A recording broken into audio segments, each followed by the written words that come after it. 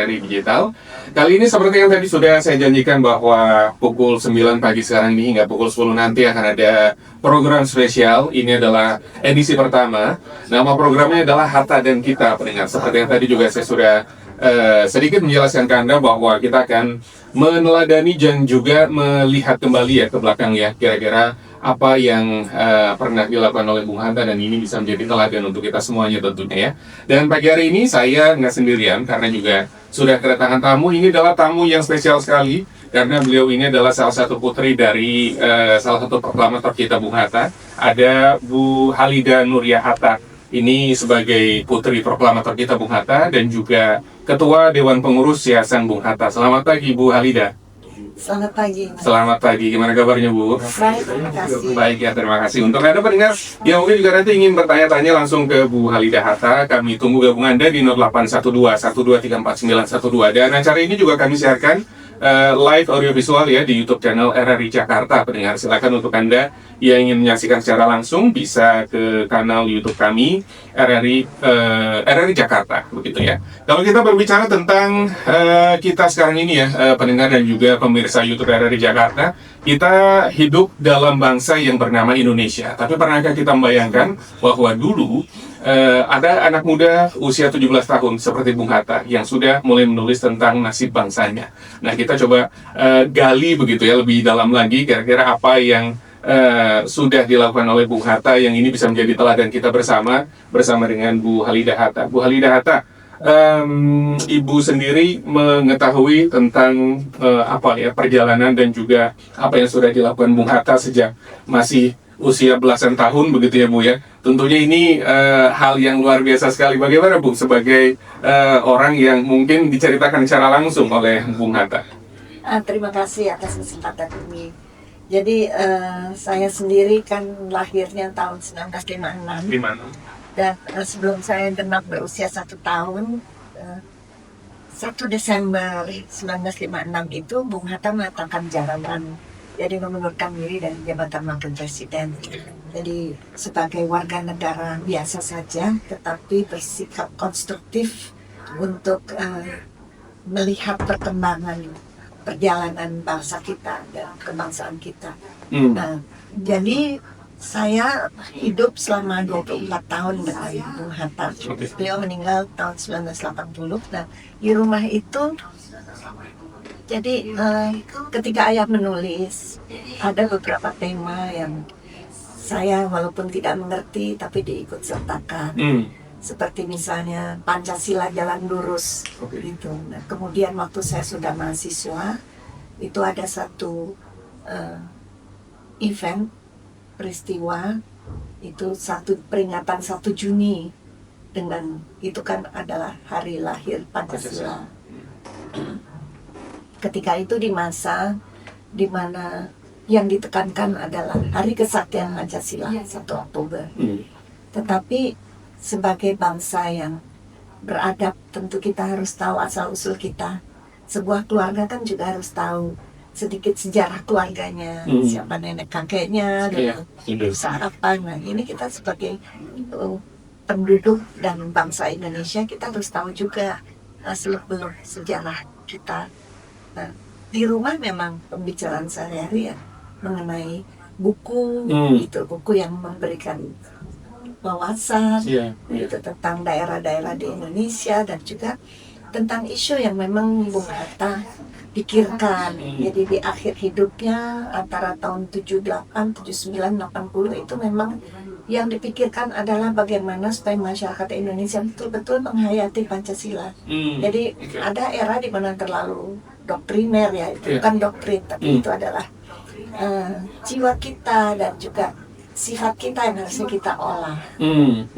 Oke, baik. Nah, ini salah satu tulisannya Bung Hatta yang ditulis konon kabarnya ini adalah waktu usia 17 tahun begitu ya. Ada sebuah cerpen yang judulnya adalah Nasibmu Hindania di majalah Yung Sumatera. Apa yang bisa diceritakan? Ini sepertinya istimewa sekali begitu ya tulisan ini ya. 17 tahun gitu. Iya, 17 tahun.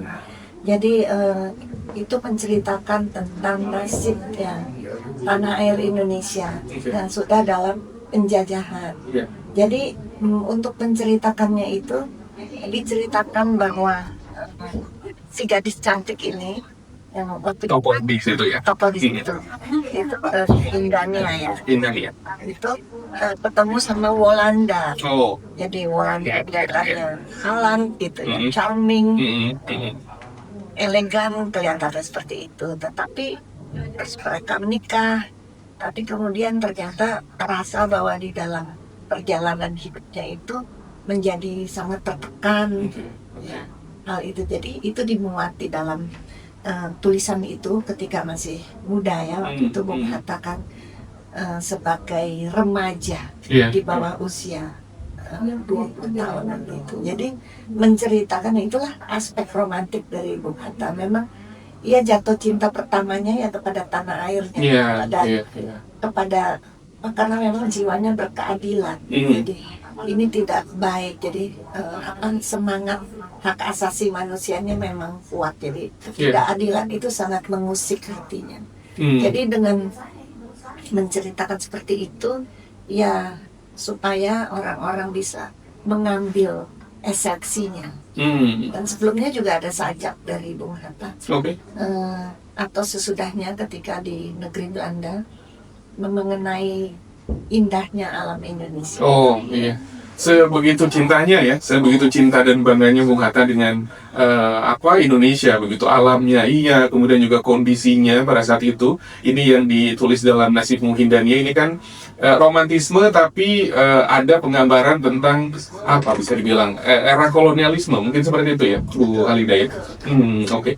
Apa yang menarik dari tulisan-tulisan ketika muda selain sudah mulai tumbuh jiwa nasionalisme mungkin terkait dengan kolonialisme yang pada saat itu ada?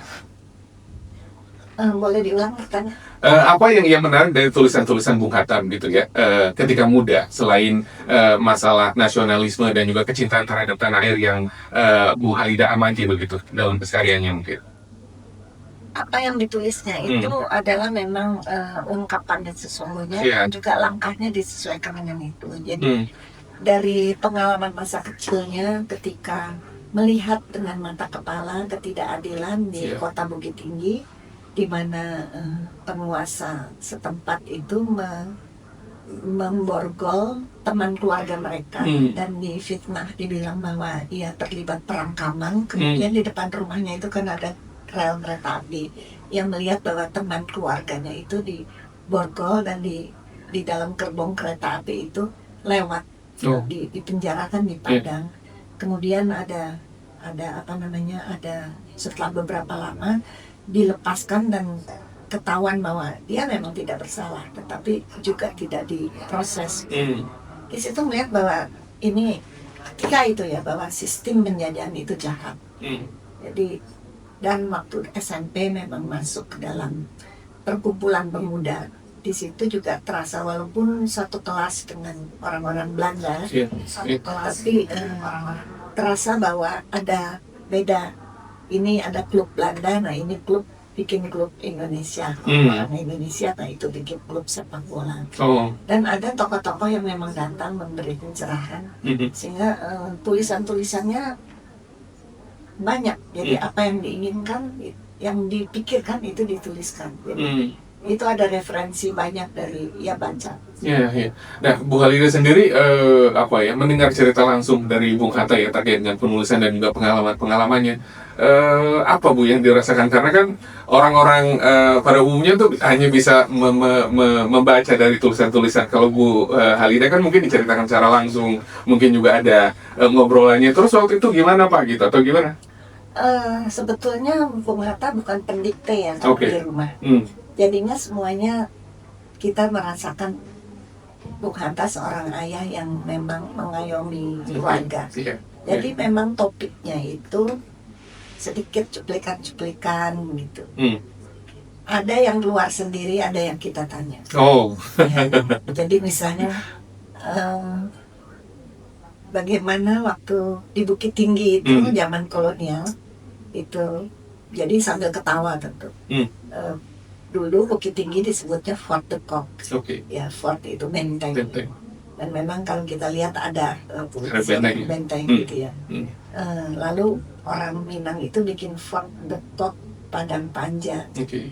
ayam takeok di bawah janjang. Hmm, Gitu. Jadi hmm. cerita-cerita begitu. Terus Iya. itu kan sebetulnya semacam apa namanya, menyeleneh atau semacam cemoohan dari penduduk setempat terhadap kolonial gitu. Jadi hal-hal seperti itu. Nah, waktu ayah membuat pidato memang kami mengikuti juga. Kami hidup dalam suasana ketika tahun 62, 63, 64, 65 itu. Tahun 65 saya umur 9 tahun ya. Oke. Ya, jadi suasana setiap hari itu kami bahas saja. Gitu. Ya, tekanan-tekanan juga, misalnya Bung Hatta tidak boleh kasih kuliah di mana, Ya, tidak boleh ya. keluar negeri gitu ya. Sebagai tokoh nasional, tetapi diperlakukannya juga dibatasi ruang geraknya, karena cara berpikir politiknya tentu berbeda. Itu waktu kan era terpimpin, semuanya serba dipimpin. Jadi kami merasakan ya, juga membicarakan di dalam keluarga. Jadi bahasa tubuhnya Bung Hatta, terus bagaimana ia bersikap. Tapi sebetulnya secara garis besar Bung Hatta itu tidak membawa-bawa persoalan pikiran di dalam pikirannya kepada suasana rumah. Oh, oke. Iya. Itu disalurkan dalam tulisan. Maka itu misalnya seperti Pancasila Jalan Lurus yang 13 Januari 1966. Nah, itu buku kecil itu dikasih ke saya, pidatonya. Saya dikasih, jadi silakan baca. Kalau nggak dibaca nggak apa-apa, satu waktu akan bisa membaca. Iya. Dan ini semua koleksi bukunya ada semuanya di rumah, Bu. Semoga semua ada ya. Semoga semua ada. Karena saking banyaknya, jadi kadang-kadang kayak ya. Kenapa?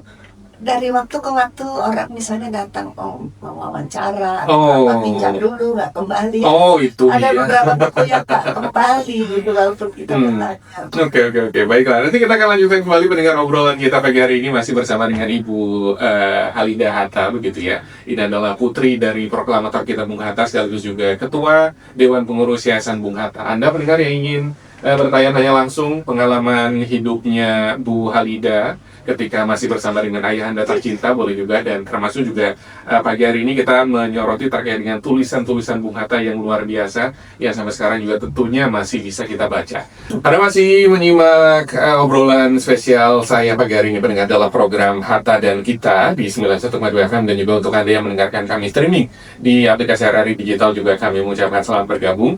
Kita juga masih bersama dengan Ibu Halida Nuri Hatta, salah satu putri dari proklamator kita Bung Hatta. Kalau kita berbicara tentang tulisan-tulisan Bung Hatta pada sebelum kemerdekaan, begitu sekitar tahun 34, pernah juga ada tulisan di atas segala lapangan tanah airku, aku hidup, aku gembira.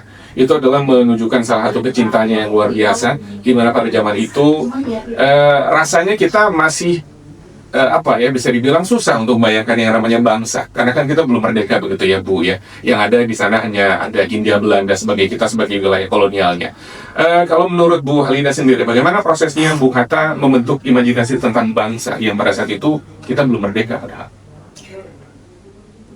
Mengenai bangsa itu Bung Hatta pernah menceritakan juga, selain menulis, bahwa ketika remaja masih di Padang, SMP lah ya, itu melihat langsung, mendengar langsung kunjungan dari Abdul Muiz dan Nazir Sultan Pamuja. Itu pidato di depan pemuda-pemuda itu, dan itu sangat ditulis oleh Bung Hatta dalam memoris untuk negeriku. Itu bagaimana menggetarkan darahnya dan nasionalismenya itu, perasaan cinta kebangsaan. Bung Hatta juga menulis ketika sebagai mahasiswa di negeri Belanda.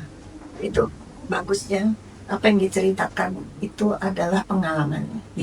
Ketika di negeri Belanda berkumpul, di situ ada perkumpulan yang sudah ada.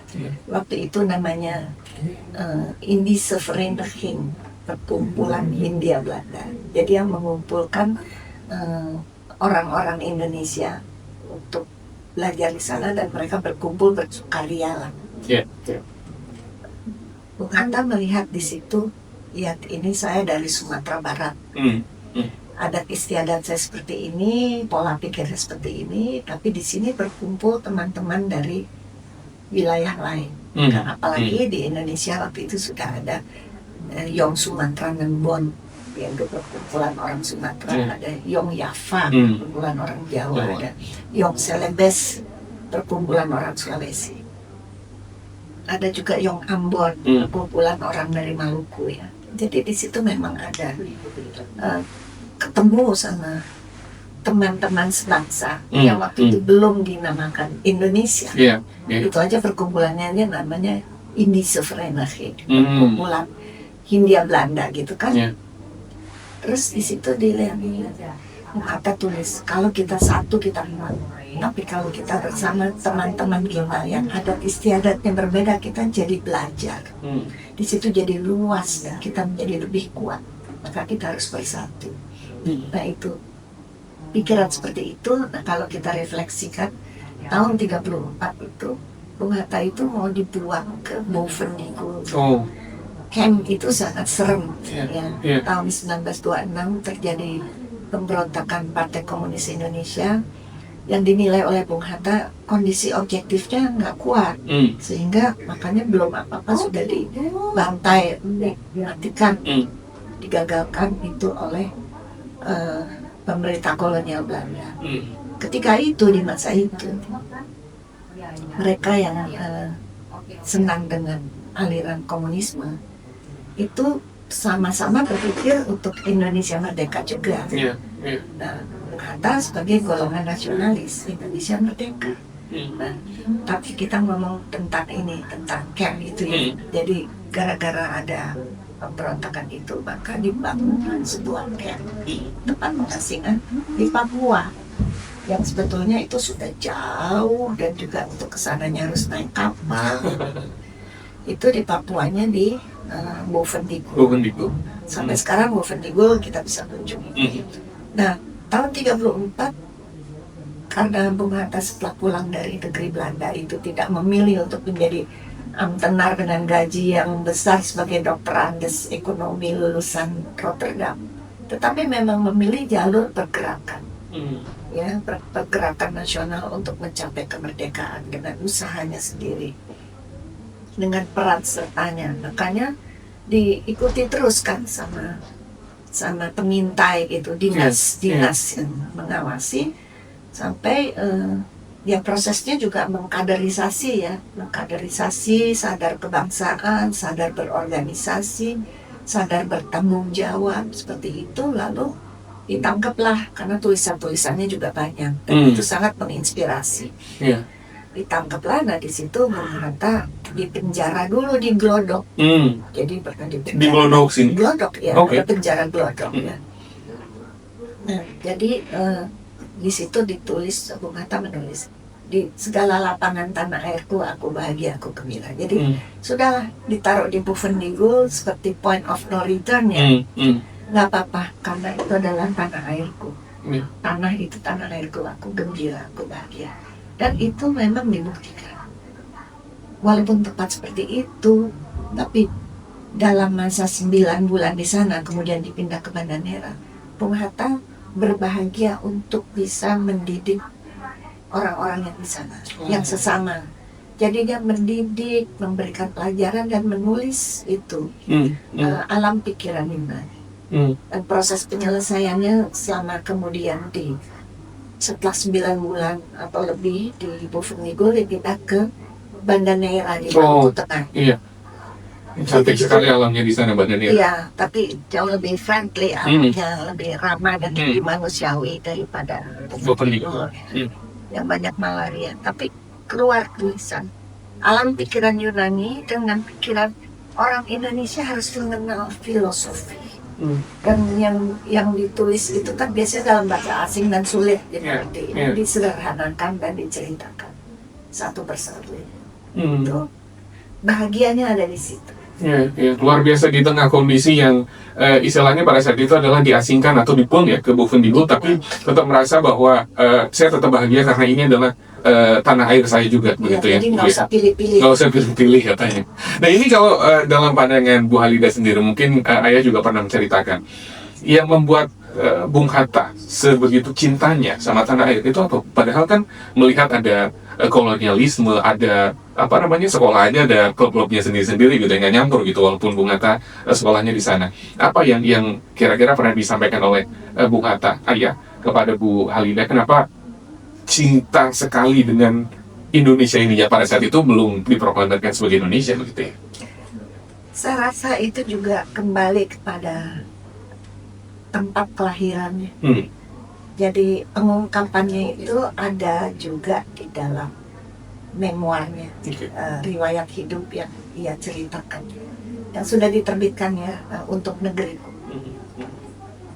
Itu Bung Hatta memang dari kecil menikmati keindahan dari kota Bukit Tinggi, dikelilingi oleh 3 gunung, dan juga dengan sistem masyarakat ketika itu.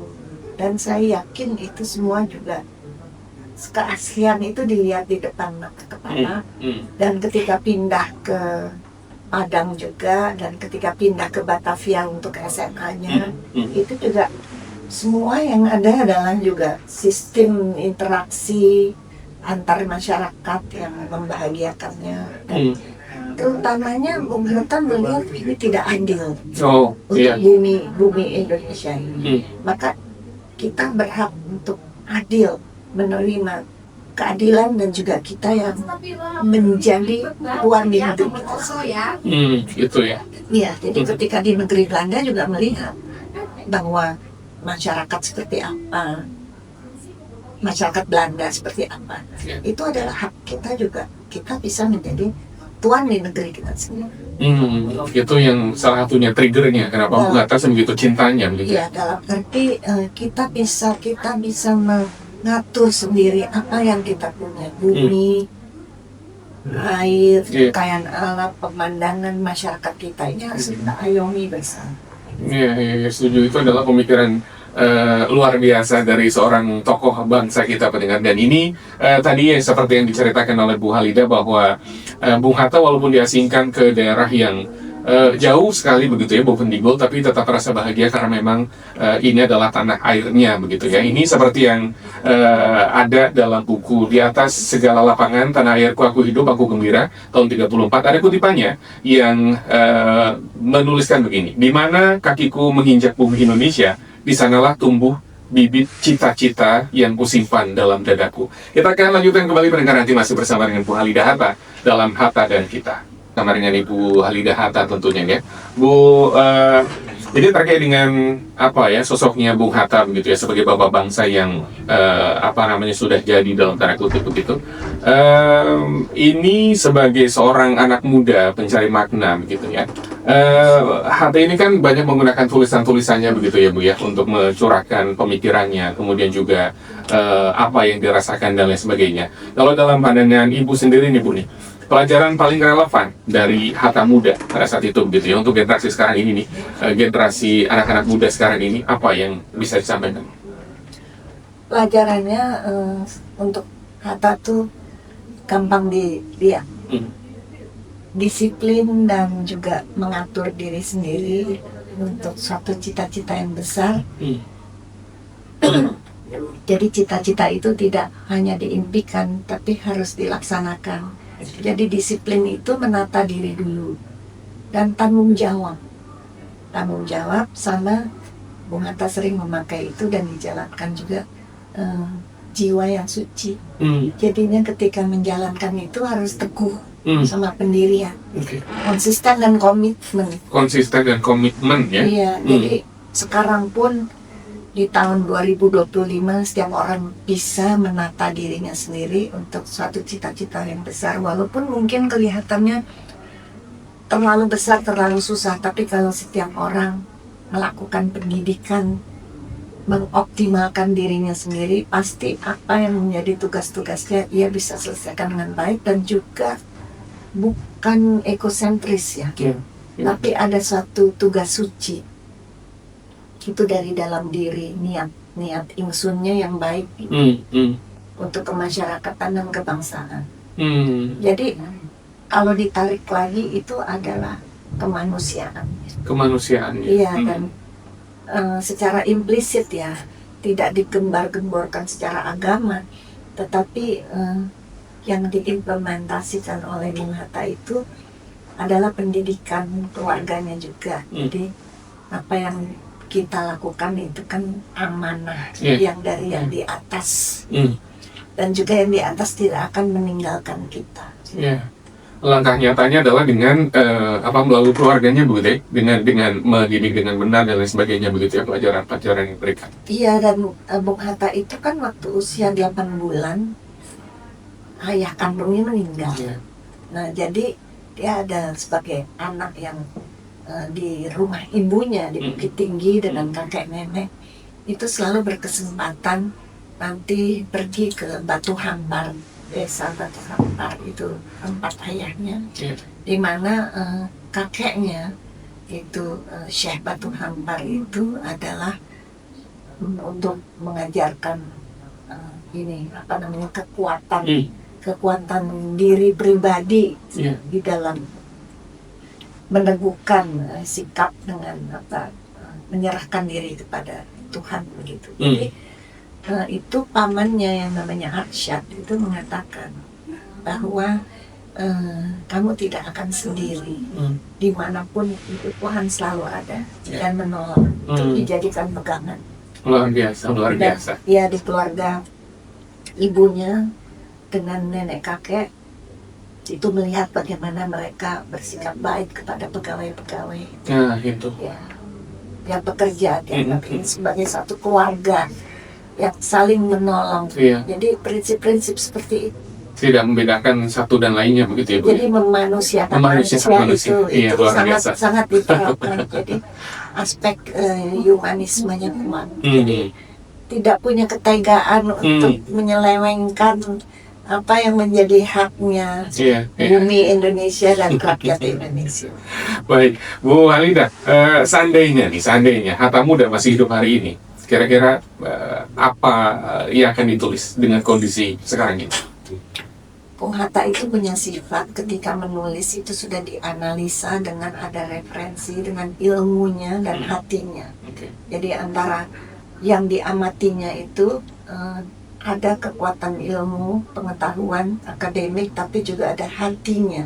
Hatinya berbicara, dan itu barometernya itu ya, ibaratnya ya, ukurannya itu juga ini manusiawi atau tidak, ini kemanusiaan atau tidak, penderitaan seperti apa dan mengapa terjadi penderitaan. Jadi pasti akan Bung Hatta tidak takut untuk menuliskan sesuatu apabila itu tidak benar, maka harus dibenarkan. Jadi karena itu kalau kita berbicara Hatta sekarang ini adalah melihat arahan atau pedoman yang baiknya seperti apa, tata kelola yang apa yang harus kita jalankan. Jadi di dalam untungnya ini memang ditulis ya, dan dikumpulkan sekarang. Ada karya Bung Hatta sampai dengan 9 jilid ya, diterbitkan oleh LP3IS. Terus ada buku-buku lainnya, ada buku memoirnya Bung Hatta diterbitkan oleh penerbit buku Kompas. Itu semua bisa dicari, dan di situ kita melihat, bisa menelaah pedoman-pedoman apa yang bisa kita ambil untuk kehidupan kita sekarang dan tantangan yang ada. Karena Bung Hatta itu melihat ke depan. Ketika berbicara, melihat ke depan. Jadi bukan untuk kepentingan dirinya sendiri. Dia menganggap sudah cukup apa yang dimilikinya. Jadi hidup itu tidak usah macam-macam. Tapi dengan begitu malah kita bisa berjiwa bebas untuk melihat keadaan tanpa ada diganduli oleh kepentingan pribadi. Sehingga analisanya bisa bening, jernih, dan juga berguna untuk semua, dan untuk future, untuk masa depan. Dan ini tadi tulisan-tulisannya yang sudah dibukukan, kalau kita cari di toko buku masih ada ya, Bu ya? Banyak yang tidak ada ya, tapi tapi untuk yang diterbitkan kembali yang terakhir ini ada karya lengkap Bung Hatta. Itu diterbitkan oleh LP3IS. Itu ada 9 jilid dari tahun 2025 ini, maksudnya akan terbit sampai dengan 10 jilid. Luar biasa. Iya, dan kalau kita pergi ke Gramedia Kompas ada untuk negeriku. Oke. Itu Iya. memoir, artinya riwayat hidup yang ia tulis. Baik. Bu Halidah, ini ada beberapa pertanyaan dari pendengar, coba kita pilih di antaranya ya. Ada Pak Sigit yang ada di Pondok Indah, selamat pagi. Pertama-tama salam hormat saya untuk keluarga besar Bung Hatta, katanya. Izin menyampaikan beberapa pertanyaan. Yang pertama, apa yang menjadi dasar sehingga membuat jiwa nasionalisme Bung Hatta begitu besar? Bahkan sejak saat beliau masih berusia remaja. Adakah pengaruh didikan keluarga beliau mungkin? Atau memang pengaruh pendidikan yang membuat beliau tersadar bahwa bangsa Indonesia pada saat itu sedang tidak baik-baik saja? Gimana Bu Halidah? Iya, tadi saya kebetulan, terima kasih atas pertanyaan ini. Tadi kebetulan saya sudah cerita sedikit ya, pengalaman masa kecilnya yang on the spot begitu, spontan ia melihat bahwa ada orang yang didera lah, di borgol gitu. Dia usia waktu itu masih di bawah 10 tahun, mungkin sekitar 8 tahun atau mungkin lebih kecil. Dia melihat ketidakadilan, jadi yang paling mengusik adalah pemandangan maupun keadaan yang tidak adil.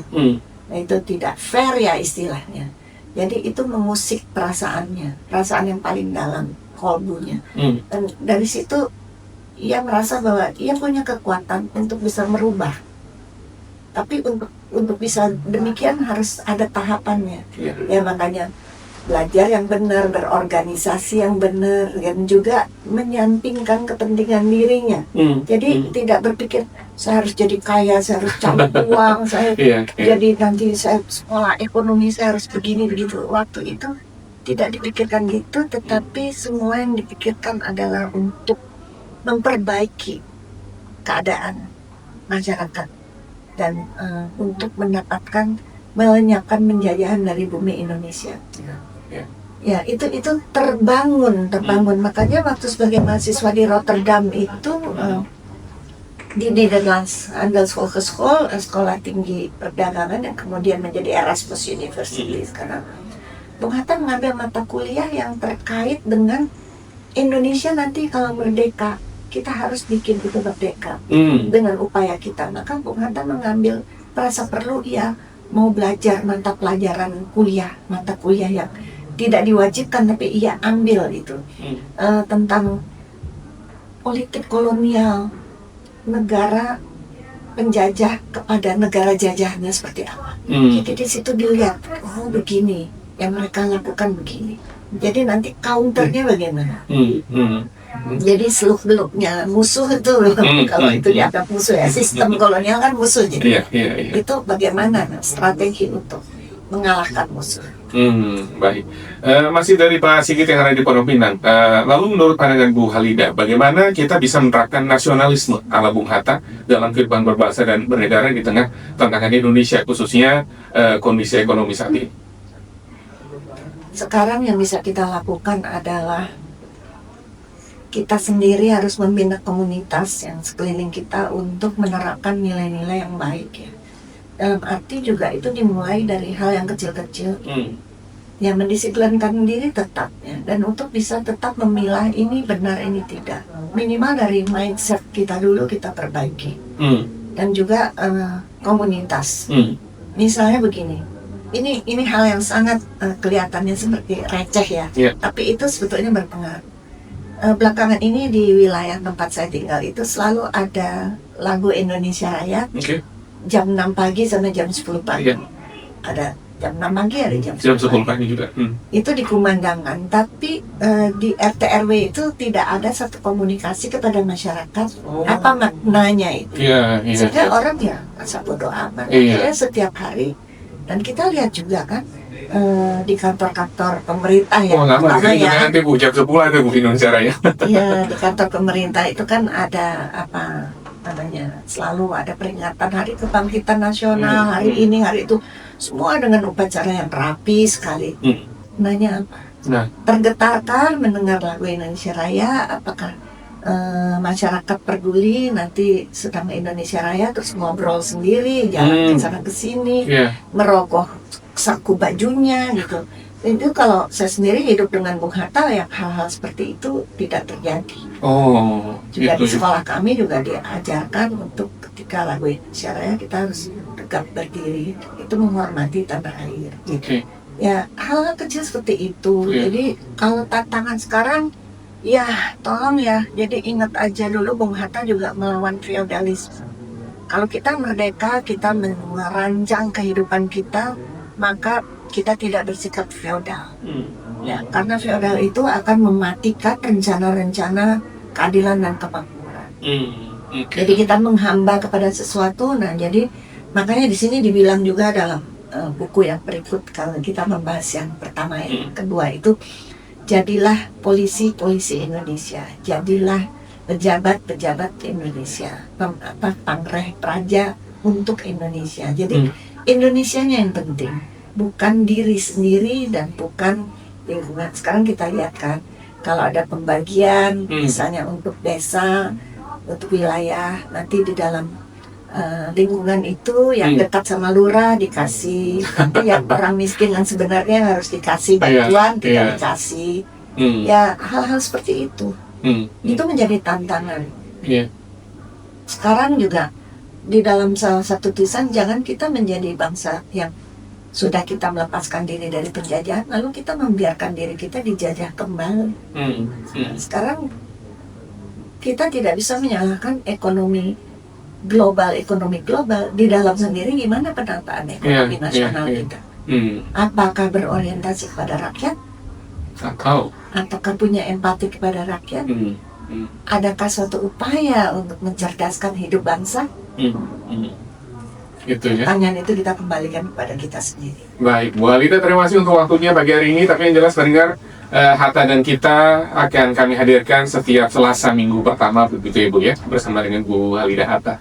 Dan satu yang bisa kita pelajari hari ini dari obrolan kami bersama dengan Bu Halida Hatta, dari apa yang sudah dilakukan oleh Bung Hatta begitu ya sejak muda, imajinasi bangsa itu dibentuk dimulai dari pertanyaan, tulisan, dan juga keberanian berpikir. Hatta muda memberikan contoh bahwa berpikir besar bisa dimulai sejak dini. Terima kasih sekali lagi untuk Bu Halida Hatta. Kita tunggu lagi kedatangannya bulan depan berarti Bu ya, bulan Juli, hari Selasa minggu pertama. Untuk Anda pendengar nanti juga bisa ikutan kembali bergabung bersama dengan kami di Hatta dan Kita. Sekali lagi setiap hari Selasa minggu pertama pukul 9 hingga pukul 10. Anda yang ketinggalan obrolan kita pagi hari ini juga bisa nanti menyaksikan di YouTube channel RRI Jakarta. Saya Fat Kurniawan sekaligus juga menutup kebersamaan kita di Jakarta pagi ini. Selamat pagi, sampai jumpa.